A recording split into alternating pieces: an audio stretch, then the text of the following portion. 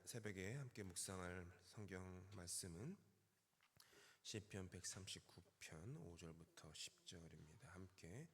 저와 함께 교독하시겠습니다. 제가 먼저 5절 읽습니다. 주께서 나의 앞뒤를 둘러싸시고 내게 안수하셨나이다. 이 지식이 내게 귀하니 높아서 내가 능히 미치지 못하나이다.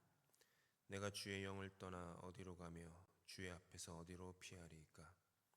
내가 하늘에 올라갈지라도 거기 계시며 스올에 내 자리를 펼지라도 거기 계시니, 내가 새벽 날개를 치며 바다 끝에 가서 거주할지라도 거기서도 주의 손이 나를 인도하시며 주의 오른손이 나를 붙드시리이다. 아멘.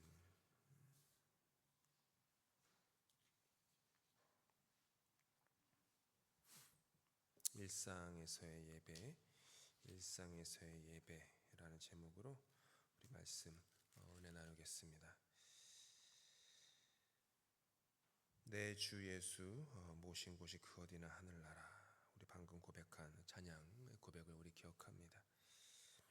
높은 산이 거친 들이 초막이나 궁궐이나 내 주 예수 모신 곳이 그 어디나 하늘나라. 다시 한번 이게 마지막 가사 부분 한번 생각해 보시기 바랍니다. 내 주 예수 모신 곳이 그 어디나 하늘나라.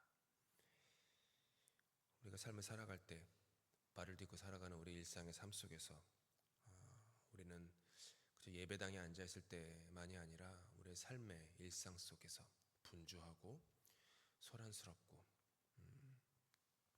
많이 이렇게 갈등도 하고 또 외롭기도 하고 좀 의문이 가득한, 혹은 내가 어느 길로 가는 것인가, 우리의 가정이 어디로 가고 있는 것인가, 우리 자녀는 어느 길로 걸어가고 있는 것인가 하는 그런 삶의 그런 순간순간마다 우린 찬양으로 고백합니다. 내 주 예수 모신 곳이 그 어디나 하늘나라. 설교에 참고하는 서적을 읽다가 사전을 보았습니다. 보니까 영국의 놀스욕이라는 곳이 있어요. 거기에 있는 그 리보 스토원의 허물어진 성벽 사진을 보았습니다.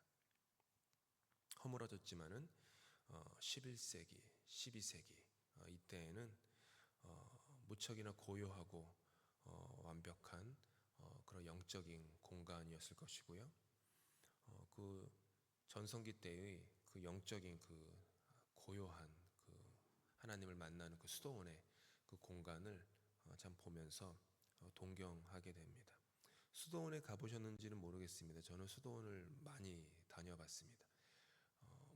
기독교뿐만 아니라 오래된 또 제가 미국에서 공부할 때에도 1년에 한 번씩이면은 일주일 동안 우리 대부분 이제 미국 감리교회나 구세군 목사님이나 또 침례교 목사님들, 장로교 목사님들 이렇게 함께 모여서 이제 공부를 하게 되면 그러면은 일주일 동안 수도원에서 지냈어요. 보스턴은 아니고 옛날에 영화 있습니다. 줄리아 로버츠가 나오는 미스틱 피자라고 옛날 영화 있어요. 그 미스틱이라는 게 그 동네 이름이에요. 아주 아름다운 미국의 뉴잉글랜드 동네인데 거기 보면은 섬 전체가 수도원이었습니다.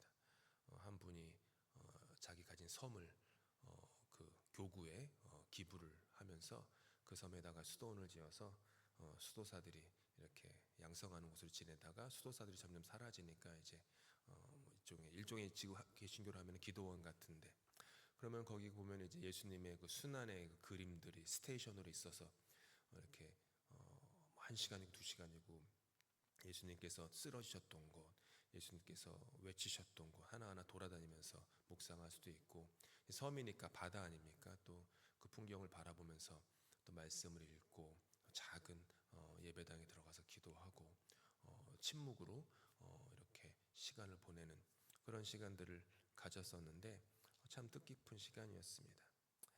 여기 사진에 보시는 이거는 폐허이지만 12세기에는 푸른 계곡 그리고 숲이 있고요. 졸졸 흐르는 시냇물 소리가 어우러진, 그래서 당시 사람들은 이곳을 나무로 둘러싸인 제2의 낙원이라고 불렀다고 합니다. 그런데 우리가 모르는 것은 그곳에는 이렇게 하나님을 마치 하나님이 계실 것만 같은 그 스코틀랜드 사람들한테는 그 영성 신학이 뭐가 있냐면은 그 얇은 막이 있는 공간이 있다. 세상에 있는 모든 공간에서 하나님을 만나는 게 아니라 하나님의 임재가 더 가깝게 느껴지는 thin place, 얇은 막이 있는 그런 곳이 있다. 수도원이 그런 곳이라고 봤던 것이겠죠. 근데 여기에 보면은 근데 치열한 삶의 일상이 있었다고 합니다. 수많은 양을 키웠다고 해요. 운전하고 가면은 양들이 많지만은 보면은 되게 예뻐요. 하얗고 귀엽고 앙증맞고. 근데 목자로 살았던 분의 이야기를 책에서 읽었는데 가까이서 양들을 들여다보면요, 가관이 아니래요. 얼마나 그렇게 서로 들이받고 싸우고 엉기고, 그 멀리서 볼 때는 목가적인 풍경인데 가까이서 보면은 참 좀 치열한 그런 삶의 모습이 있다. 그렇게 양들을 키우고요. 수도원에서는 이제 가죽을 무두질, 그러니까 가죽쟁이 일을 했다고 하고요. 아주 치열한 노동이었죠.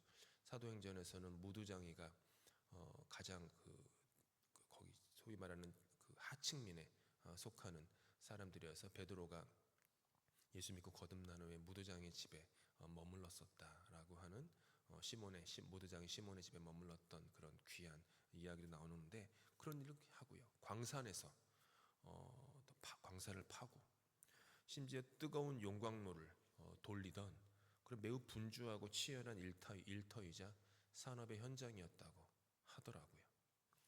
수도사들은 그곳에서 지냈다라는 거예요. 세상과 단절된 아주 고요한 속에서 주님을 찾은 것만이 아니라 땀방울이 흐르는 치열한 일상의 한 복판에서 하나님의 임재를 구했다라고 하는 것이죠. 우리의 삶도 마찬가지입니다. 직장과 사업체에서의 그 업무, 그리고 스트레스, 끝이 없는 가사 노동, 가족을 돌보는 일, 어떻게 그렇게 얘기하다 보면 이렇게 하루가 빨리 가는지 모르겠다고 얘기하시더라고요. 애들 데리고 여기 라이드 해주고 저기 라이드 해주면 그냥 하루가 훅훅 지나간다고. 또 나이가 들면서 찾아오는 몸의 연약함, 이민의 터전에서 홀로 이렇게 남겨진 듯한 그런 외로움들, 그리운 부모님 있어도 볼까 말까 한 그런 인생의 무게가 우리를 짓누를 때가 있습니다. 그럴 때면은 문득 나도 좀 이렇게 고요히 묵상할 수 있는 그런 시간과 영적인 여유가 있고 그런 곳에 좀 다녀오면 어떨까라는 그런 생각을 하기도 하죠. 우리의 마음은 나비 같아요. 이게 뭐냐면 이게 영어권에서 쓰는 표현이에요. Butterfly Mind라고요. 이곳에서 저곳으로 쉴 새 없이 옮겨다니는 마음을 표현하는 단어예요. 잠시 마음을 잡고 기도하려고 앉아도 금세 내일 걱정이 올라오고요. 그러니까 나비처럼 내일 걱정이라는 꽃에 앉은 거예요. 좀 있다가는 밀린 연락은 없나 하고 또 다른 꽃으로 옮기고요. 좀 있다가는 코스코에서 장 봐야 되는데 뭐 빠진 거 없나 또 이렇게 옮기고요. 이따가 이제 설교 끝나고 기도하시겠지만 제가 장담하건대 기도하시는 동안에 여러분은 조용히 가만히 있는 것 같지만 머릿속으로 수없이 많이 이곳 저곳을 돌아다니실 거예요. 하나님을 바라보면서 집중해서 기도하시는 건 아닐걸요. 여기 이런 생각, 저런 생각, 이 걱정, 저 걱정, 이 근심, 저 근심, 막 수많은 소음들, 이토록 분주한 일상 속에서 하나님은 우리에게 예배자가 되라고 부르세요. 하나님은 우리를 예배당으로 부르세요. 너는 예배당에서 예배자가 되어라라고 부르지 않으십니다. 우리의 삶의 그 현장에서, 일상에서 너는 나를 만나라. 나는 예배당에 갇혀있는 하나님이 아니라 치열한 삶의 고민과 아픔과 미래를 향한 두려움이 있는 그 자리에 내가 함께 있고, 그 자리가 너의 예배의 자리다. 그 자리가 너의 예배의 자리다. 139편 이렇게 얘기합니다. 함께 읽을까요? 주께서 나의 앞뒤를 둘러싸시고 내게 안수하셨나이다. 나의 앞뒤를 둘러싸셨다. 나의 앞뒤 좌우를 둘러싸시고 손을 얹으셨다. 계속 다윗이 고백했죠. 내가 주의 영을 떠나 어디로 가겠습니까? 내가 주님 앞에서 도망해서 어디로 피할 수 있습니까? 행여내가 하늘에 올라가도 주님은 거기 계시고, 스올에 내려가도 주님은 거기 계십니다. 스올이라는 것은 인생의 가장 어둡고 깊은 바다, 구약에서 주로 이제 소위 말하는 지옥을 상징하는 어떤 그런 이미지로 지옥 혹은 하데스 뭐 이런 몇 가지 단어가 나오잖아요. 예, 그렇게 사용되는데, 어떻게 보면은 내 인생의 가장 밑바닥, 가장 실패한 그 자리, 내가 가장 무너지고 가장 연약하고 가장 절망하는 그 깊은 바닥, 그곳에도 주님은 계십니다.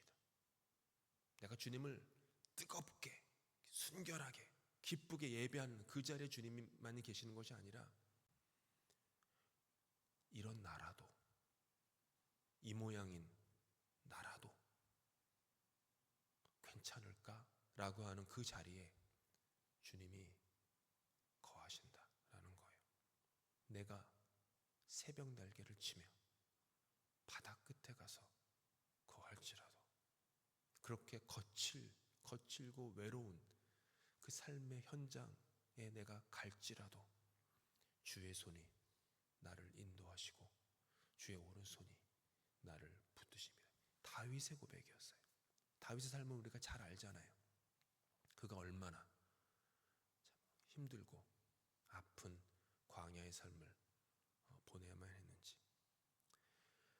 우리가 하나님을 만나기 위해 거룩한 장소를 찾아 멀리 떠나야만 하는 것은 아닙니다.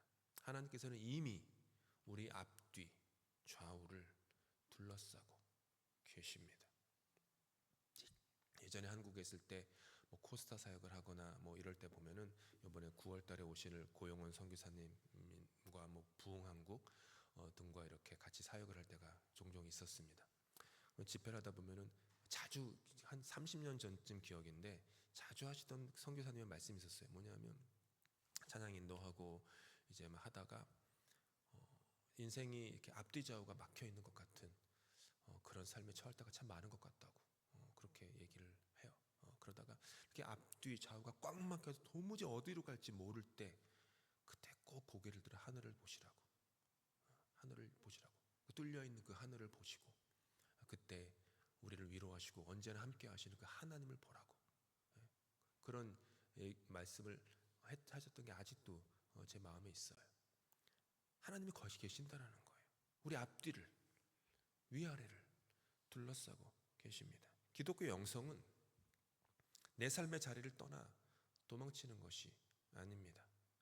이미 이곳에 계신 하나님께 나의 주의를 기울이는 것, 주의를 기울이는 것, attentiveness라고 해요. 이게 굉장히 중요한, 제가 기독교 영성을 공부한 사람 아닙니까? 근데 영성에서, 기독교 영성에서 가장 중요한 어떤 훈련, 내적인 훈련 중에 하나가 이 주의, attentiveness, attention 하는 거죠. 군대에서도 attention 그러면은 그런 거 있잖아요. attention이 차련지 열중션인지 제가 지금 가물가물해요. 근데 attention, 뭐죠?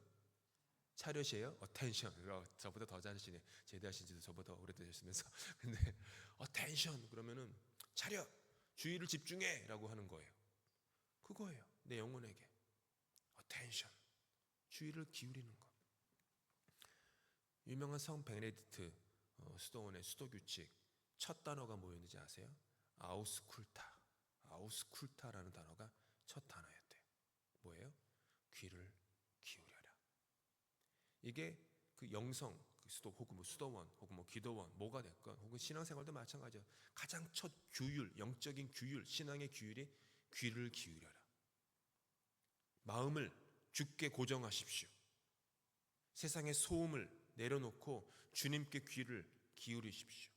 일상의 모든 순간이 예배의 처소가 되고, 하나님께서 모세에게 네가 선 땅은 거룩한 땅이니 네 발에서 신을 벗으라 하셨어요. 근데 그 땅은 모세가 40년 동안 매번 가던 땅이에요. 장인어른 이드로의 양을 치면서 매번 가던 40년 동안 늘 반복하던 그 땅. 근데 갑자기 주님은 그곳이 뭐라고 해요? 거룩한 땅이다.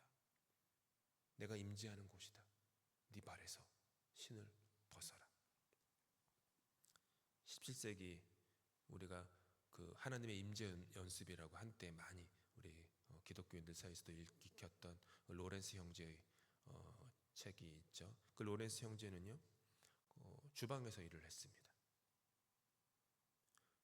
그리고 평생 지독한 다리 부상으로 시달렸던 사람이었어요.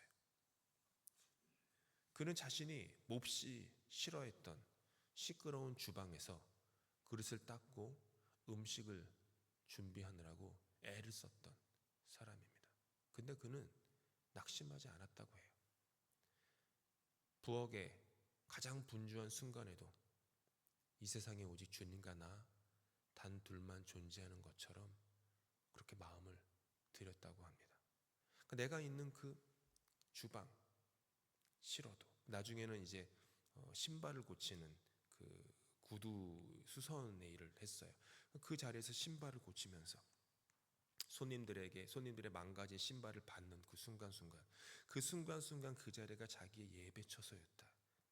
그래서 자기가 이런저런 편지를 썼던 것을 기억은 안 나지만 누가 그 편지를 이제 프랑스에 있는 누가 교환을 했는데 그게 너무 감동적이어가지고 그 사람이 책을 내자고 해가지고 낸 책이 하나님의 임재 연습, 17세기에 발행된, 지금도 많이 읽히는 것, 바로 그 자리.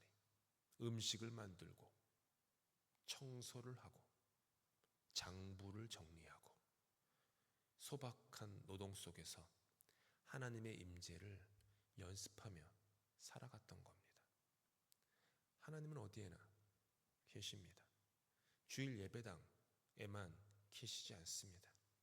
월요일부터 토요일까지 내가 발을 딛고 서 있는 그 주방, 땀 흘리는 일터, 거실의 소파 위가 하나님의 임재가 가득한 성소입니다.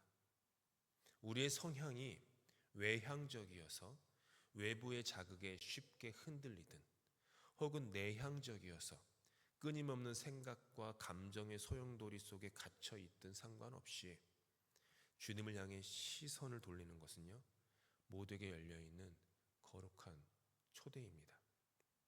거창한 종교적 형식이 필요하지 않습니다. 길을 걸을 때 우리는 주님의 임재를 경험합니다. 부엌에서 물을 끓일 때 주님의 임재를 경험합니다. 일터에서 잠시 앉아 숨을 고를 때 주님의 임재를 경험합니다. 날뛰는 나비처럼 이리저리 오락가락하는 마음의 감정을 잠시 내려놓고 몸의 호흡을 느끼며 가만히 주님의 이름을 부르는 것만으로도 충분한 것입니다. 계속 속으로 얘기해요. 주님, 제가 지금 이 일을 주님을 향한 사랑으로 합니다. 설거지를 할 때에도, 아이들을 운전하고 학원이건 학교에건 친구 집에건 데려다 줄 때, 주님, 제가 이 일을 주님을 향한 사랑으로 합니다. 이곳에 계신 주님을 바라봅니다. 이런 작지만 진실하고 심오한 고백이 우리의 평범한 일상을 예배로 바꿉니다. 예배는 예배당에서만 드리는 게 아니라 우리의 일상으로 드리는 것입니다.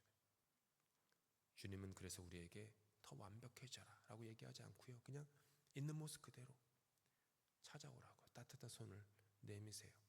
그래서 주님도 먼지 나는 광야를 걸으셨습니다. 평범한 식탁 위에서 떡을 떼셨습니다. 사역을 시작하시기 전에는 많은 망치질과 대패질로 손에 굳은 쌀이 배기셨습니다. 그것이 다 우리 주님의 아버지와의 예배의 처소였고 시간이었습니다. 그 주님께서 오늘 시편의 말씀처럼 우리가 처한 바닷끝과 같은 그런 외로움의 자리, 스올과 같은 깊은 고통의 자리에서도 여전히 인자한 오른손으로 우리를 붙들고 계십니다. 어제 오전에 교회 와서 이제 성경 통독을 하고 그 다음에 이제 말씀 묵상을 한 후에 이제 그 저널에 이제 적는데 그리스도를 본받아라는 그 책을 이제 갖고 이제 묵상을 하고 있는데 그 한 구절이 딱 제 마음을 좀 때렸습니다. 하나님께서는 당신이, 그러니까 그대가 하나님의 위로가 보이지 않을, 느껴지지 않을 때에도 그대가 인내하기를 원하신다. 그런 얘기들 많이 하시잖아요. 신앙생활 처음 시작하면은 기도만 하면 하나님 응답하는 것 같고 말씀하는 것 같고 뭐 그런데 신앙생활 오래되면은 좀 기도도 응답이 없고 임재가 잘 느껴지지 않는다고. 당연한 거예요. 사도 바울도 얘기하잖아요. 그대들이 어렸을 때에는 내가 젖을 먹였다. 이빨이 없기 때문에 부드럽고 좋은 말, 축복의 성경 구절, 약속의 성경 구절, 뭐 고난과 이런 거 없는 그런 젖을 먹였다. 하지만 그대들이 믿음이 이제 크고 성장하게 되니 씹어야 한다. 딱딱한 음식을 씹어서 삼킬 수 있어야 한다. 그러면서 내가 그래서 그런 말을 그대들에게 전한다. 주님은 우리를 그렇게 훈련시키세요. 신앙의 처음에는 주님께서 우리를 이렇게 젖을 먹이면서 우리를 기르시지만 신앙의 연륜이 한 해, 두 해 쌓이면 주님은 우리에게 내가 느껴지지 않고 나의 음성이 들려지지 않고 너가 하는 오랜 시간의 기도가 응답받지 않는 것 같고 계속해서 고난과 고통의 그 자리에 너가 머물러 있는 것 같은 그때에도 너는 나를 포기하지 않고 믿겠느냐? 라는 질문을 하세요. 하나님의 위로가 없을 때에도 고난을 인내하는 것, 그것이 참된 그리스도인의 성숙의 모습입니다. 하나님이 맨날 우쭈쭈 해가지고 고난을 견뎌내면 무슨 면류관이 우리 머리에 씌워질 수 있겠습니까? 이 눈에 아무 증거 아니 배어도 믿음만을 가지고서 늘 걸으며 그렇게 살아야지 주님께 불려질 때 잘했다, 착하고 충성된 종아, 내 주인의 기쁨에 참여할지어다 라고 하시며 우리 머리에 영광의 면류관을 씌워주지 않으시겠습니까? 그게 일상의 예배입니다. 하나님의 마음을 바라보는 것이죠. 이 한 주간, 앞으로 남은 다음 한 주간 동안 또 우리는 삶의 소란한 한복판에서 살아갈 것입니다.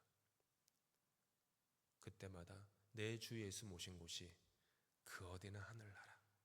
주님 이곳에 당신이 계십니다. 선포하세요.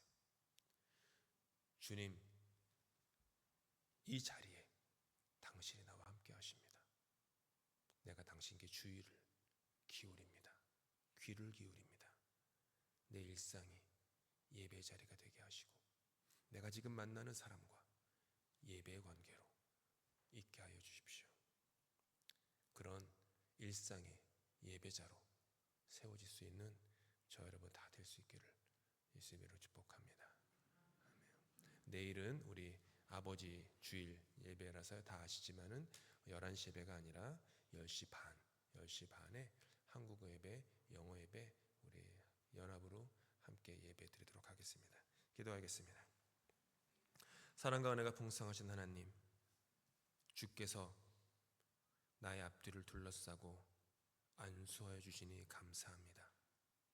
내가 하늘에 올라가도 거기 계시고 수월에 내 자리를 펼지라도 거기 계시는 주님, 새벽 날개를 치며 바다 끝에 가서 거주할지라도 거기서도 당신의 손이 나를 인도하시고 강한 오른손으로 나를 붙들어 주시니 감사합니다.